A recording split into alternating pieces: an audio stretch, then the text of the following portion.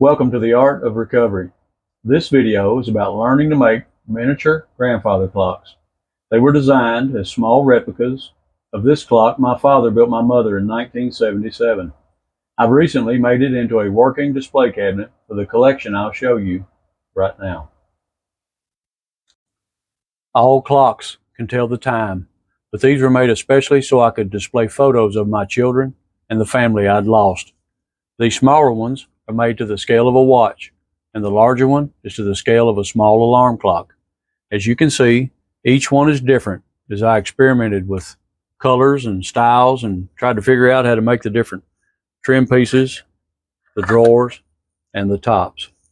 I've kept them all for years as I dreamed of helping others learn to create art, which is why I'm making this video. I began these two projects so I'd have them to use as learning tools.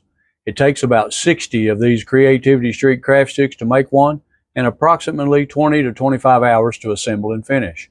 We offer the instructional diagrams along with color close-up photos on the website recoveringarts.com. The dimensions are supplied in these instructions as each of the sections are different measurements because it keeps the clock from being top-heavy. If you watch video number 4, then you already know how to glue sticks together to make the sides, and how to make these platforms that look like they have a routed edge, just like a piece of furniture that's in your home. And just like the pantry in video number 6, you'll need to glue bracing on each end of the side pieces as you use those to glue the clock together with clamps, like this. Now once this main frame is completed, then you can begin working on the front and back. Assembling the smaller front pieces may seem like it would be difficult, but after a little practice, anyone can be a pro. Once you tightly glue in a side piece, you simply move ahead to the next side, and then the smaller top and bottom pieces until each section is complete. Light sanding and some paint will take care of your imperfections. One of the most difficult parts will be these posts on each side of the clock face. Each is just 4 small pieces of this shape glued together, and then they're sanded round to make them look like they're professionally made.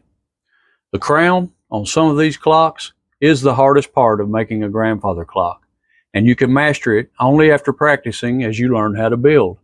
Until then, you can just make them flat.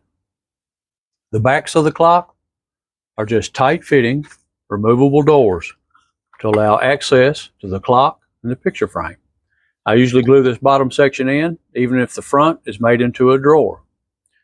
If available, the front panels are just plastic, made from CD cases or plexiglass, but if you want, they can be left open. The colors are simple too. Most are a combination of just these 3 colors of acrylic paints from Blick Art Materials, which will make them look like real cherry, oak, or walnut wood. A base coat of burnt sienna makes the cherry. A base coat of yellow ochre makes the oak. Each is then streaked with watered down burnt umber by using a fan brush to create fake grain marks. Walnut and some lighter woods can be made with just the burnt umber. If there's enough interest, I will make a longer video to demonstrate the assembly process and to show how I make the colors. If you are watching this today on a Securus tablet inside the Department of Corrections anywhere, once you have mastered this level of building wood crafts, you will not only be able to earn money to help financially support your children and prepare for your release, but you are well on your way to becoming a skilled carpenter or painter and can have a career potentially earning between $20 to $50 an hour when you get out. There is hope after incarceration, and if you are serious about rehabilitation, we would like to help you with that. So have your family contact us on recoveringarts.com, and we will get you some instructions to start learning how to build things now. Thank you all for watching The Art of Recovery. Coming up next in video number 12, this adorable miniature bookcase full of books. Please check it out, and if you can, tell a friend.